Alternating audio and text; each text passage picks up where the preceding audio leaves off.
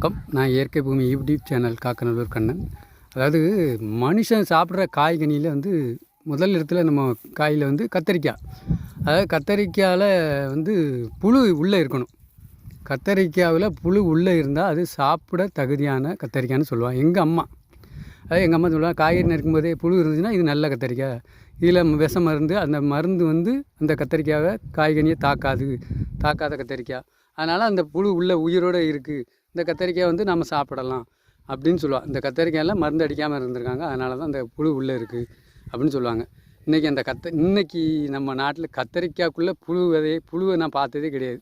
ஏன்னா புழு, அதாவது கத்தரிக்காய்க்குள்ளே அதாவது ஊடுருவும் தன்மை, இப்போ உள்ள விஷ மருந்துகள் காய்களுக்குள்ளே ஊடுருவும் தன்மை உள்ளது. அதாவது காய் உள்ளே இருக்க புழு பூச்சிகளை கொல்லும் தன்மைக்கான விஷ மருந்துகள் இன்றைக்கி இருக்குது. அதனால தான் இன்றைக்கி காய்கறிலலாம் புழுவிலே கிடையாது. இந்த மாதிரிக்கு ஒரு அருமையான செய்தியை எங்கள் அம்மா அப்போவே சொல்லுவாள்.